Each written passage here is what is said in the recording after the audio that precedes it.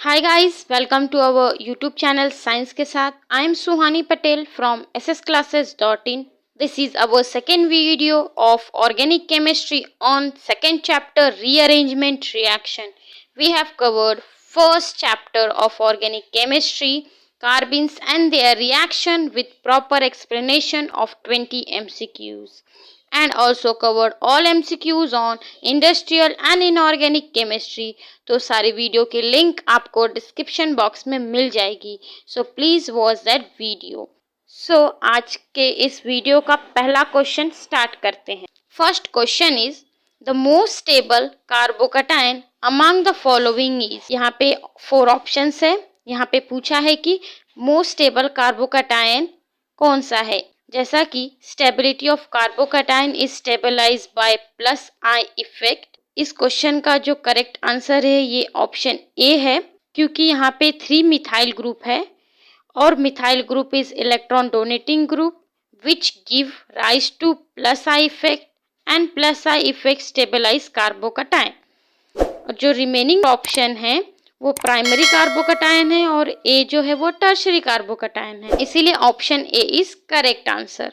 Second question, alpha haloketones are converted to acid by. Options are, correct answer is option B, Favorskii rearrangement. So Favorskii rearrangement में starting reactant alpha haloketone है और alpha haloketone base के presence में acid form करता है, remember that. Third question, product of Féoski rearrangement if metal oxide is used as a base। यहाँ पे options दिया है, first is carboxylic acid, ester और amide and the last option is amine. जैसा कि previous question में हमने discuss किया है कि फेओस्की रीअरेंजमेंट में जो स्टार्टिंग मटेरियल है वो अल्फा हेलोकीटोन है, बेस के प्रेजेंट में प्रोडक्ट फॉर्म करता है वो होता है carboxylic acid. Correct answer is option A. Fourth question, in Favorskii rearrangement in the presence of NaOH cyclic alpha haloketones undergo. यहाँ पे ये ऑप्शंस है, ये फेओस्की रीअरेंजमेंट है जिसमें कि alpha haloketone react in presence of NaOH giving carboxylic acid, पर यहाँ पे साइक्लिक अल्फा हेलोकीटोन यूज हुआ है और यहाँ पे साइक्लिक कार्बोक्सिलिक एसिड फॉर्म हुआ है। पर डिफरेंस क्या है कि जो रिएक्टेंट साइड में है वो 6 मेंबर रिंग है, जो प्रोडक्ट साइड है वो 5 मेंबर रिंग है, मीन्स यहाँ पे रिंग कॉन्ट्रैक्शन हुआ है। So for this the correct answer is option B, ring contraction. Fifth, which reagent is used to obtain नाइट्रीन।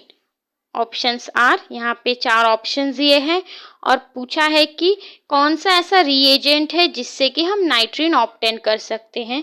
यहाँ पे नाइट्रीन स्ट्रक्चर दिया है, तो इस क्वेश्चन का करेक्ट आंसर है डी, ऑल ऑफ दिस। सारे इस रिएजेंट से हम नाइट्रीन ऑब्टेन कर सकते हैं।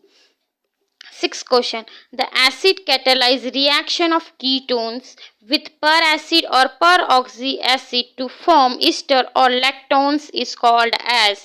Here are 4 options। हमें बताना है कौन सा ऐसा रीअरेंजमेंट है कि जिसमें स्टार्टिंग मटेरियल कीटोन है और कीटोन पर एसिड से रिएक्ट होके ईस्टर फॉर्म करता है। तो for this the correct answer is option B, Baeyer Villiger rearrangement. Seventh question, benzophenone is converted to phenyl benzoate in the presence of। Here are 4 options। हमें बताना है कि बेंजोफेनॉन जिसमें कि फंक्शनल ग्रुप कीटोन है इस convert to phenyl benzoate, phenyl benzoate में functional group ester है, तो कौन से प्रेजेंस में ये रिएक्शन होगा। अब कीटोन से ईस्टर कन्वर्ट होता है, उस रीअरेंजमेंट को बोलते हैं बेयर-विल्गर रीअरेंजमेंट। एंड बेयर-विल्गर रीअरेंजमेंट किसके प्रेजेंस में होता है, पर एसिड के। तो इन चारों ऑप्शन में से option A is correct answer because it is meta chloro per benzoic acid.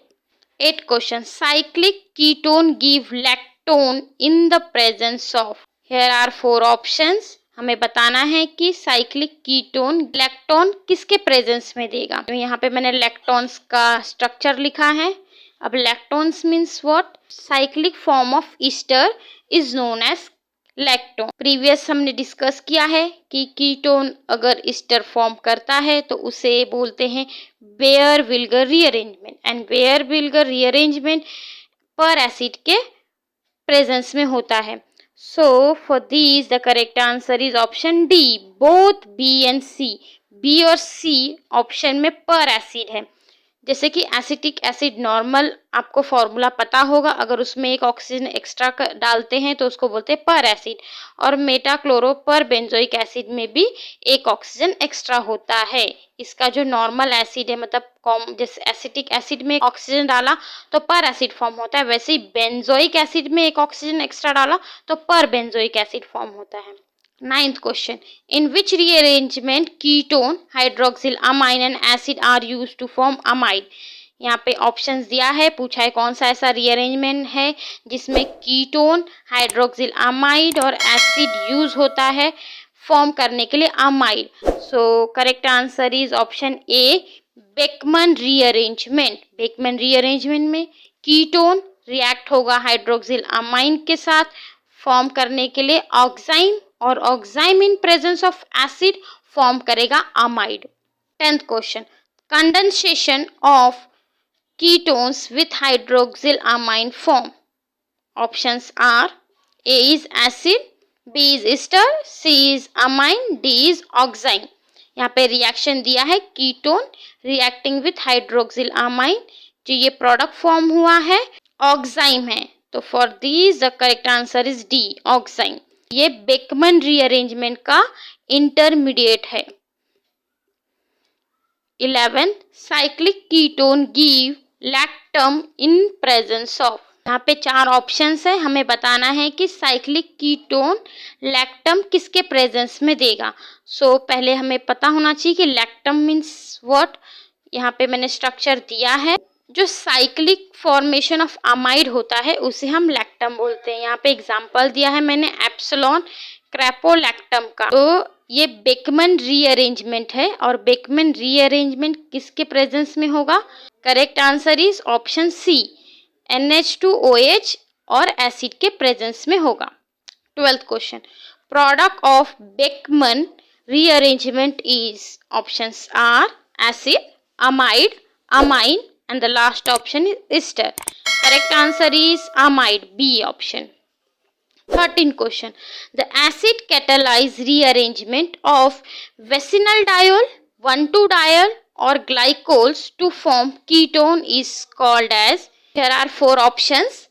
हमें बताना है कौन सा ऐसा रीअरेंजमेंट है जिसमें कि स्टार्टिंग रिएक्टेंट अल्कोहल है और कन्वर्ट हो रहा है कीटोन में। सो यहाँ पे A and B option correct नहीं है, क्योंकि बेकमन रीअरेंजमेंट, फियोस्की रीअरेंजमेंट के बारे में हमने अभी सारे क्वेश्चन में डिस्कस किया है।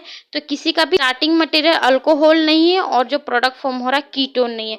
तो सी ऑप्शन करेक्ट हो सकता है या तो डी ऑप्शन करेक्ट हो सकता है।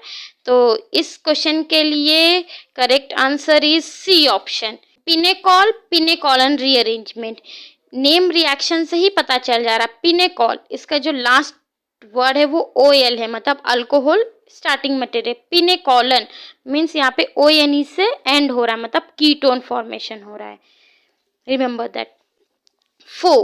In which rearrangement acid halide is converted to amine with 1 carbon atom less? Options are Clayton's rearrangement, Beckmann rearrangement, Priorsky rearrangement, और last option is Curtius rearrangement. So correct answer is option D, Curtius rearrangement. Curtius rearrangement में acid halide is converted to amine. 15th question. Product form in Curtius rearrangement is. यहाँ पे ये 4 option है, हमें बताना है कि प्रोडक्ट क्या फॉर्म होता है Curtius rearrangement में। So correct answer is amine, C. अभी प्रीवियस क्वेश्चन में हमने डिस्कस किया है। 16th question. Which reagent used in Curtius rearrangement? Options are, यहाँ पे 4 options दिए हैं, तो हमें बताना है कि Curtius rearrangement में कौन सा reagent यूज होता है अमाइन फॉर्म करने के लिए। So correct answer is option B, NaN3 means soda azide. 17th question.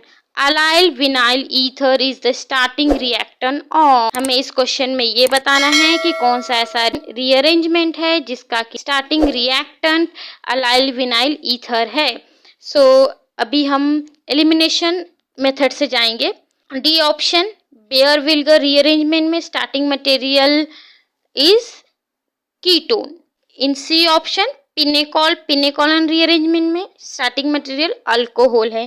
B option में starting material alpha halo ketones है। तो correct answer is option A, Claisen rearrangement में starting material allyl vinyl ether है।